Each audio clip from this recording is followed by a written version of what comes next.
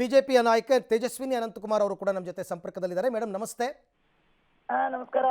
ಬಹುತೇಕ ಇವತ್ತಿನ ದಿನ ಅನಂತಕುಮಾರ್ ಅವರು ನಮ್ಮ ಜೊತೆ ಇದ್ದಿದ್ರೆ ಇನ್ನೆಷ್ಟು ಖುಷಿ ಪಡ್ತಾ ಇದ್ರೋ ಏನೋ.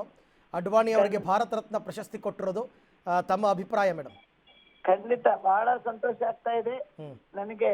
ಒಂದೊಂದು ಹಳೆ ಘಟನೆಗಳೆಲ್ಲ ಅವರ ಜೊತೆಗೆ ಒಡನಾಡಿದ್ದು. ಅವರ ಪುಸ್ತಕ ಅಂದ್ರೆ ಆ ಪುಸ್ತಕದ ಟೈಟಲ್ ನಾನು ಈ ಸಂದರ್ಭದಲ್ಲಿ ಹೇಳಲೇಬೇಕು. ನನ್ನ ಜೀವನ ನನ್ನ ದೇಶ ನನ್ನ ಜೀವನ ಅಂತ, ಮೈ ಲೈಫ್. ಆ ಪುಸ್ತಕದ ಬಿಡುಗಡೆ ಇಲ್ಲಿ ಬೆಂಗಳೂರಿನಲ್ಲೇ ಆಗಿದ್ದು ನನ್ಗೆ ಅದರ ಕನ್ನಡ ಉತ್ತರಣಿಕೆ.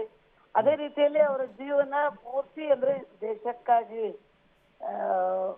ದುಡಿದಂಥವರು.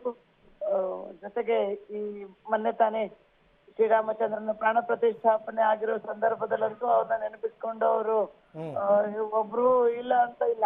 ಆ ರೀತಿಯಲ್ಲಿ ಅವರು ರಾಮರಥ ಯಾತ್ರೆ ಇರಬಹುದು, ನಂತರ ಜನಾದೇಶ ಯಾತ್ರೆ ಇರಬಹುದು, ಹಾಗೆ ಬೇಕಾದಷ್ಟು ಅವರು ಸುಮಾರು 5 ಯಾತ್ರೆಗಳನ್ನ ಭಾರತ ಸುರಕ್ಷತಾ ಯಾತ್ರೆ ಇರ್ಬೋದು, ಈ ತರದ ದೇಶಾದ್ಯಂತ ಪ್ರವಾಸ ಮಾಡ್ತಾ ಸಾಮಾನ್ಯ ಕಾರ್ಯಕರ್ತರಿಂದ ಹಿಡ್ಕೊಂಡು ಆಫೀಸರ್ಸ್ ವರ್ಗ ಇರ್ಬೋದು ಎಲ್ಲರ ಜೊತೆಗೂ ಒಳ್ಳೆ ಒಡನಾಟ ಇಟ್ಕೊಂಡಿರೋರು. ಅನಂತಕುಮಾರ್ ಅವ್ರದ್ದು ಬಹಳ ಒಳ್ಳೆಯ ಸ್ನೇಹನೂ ಇತ್ತು. ಒಂದು ರೀತಿಯ ಬ್ಲೂ ಐಡ್ ಬಾಯ್ ಅಂತಾನೆ ಕರೀತಾ ಇದ್ರು.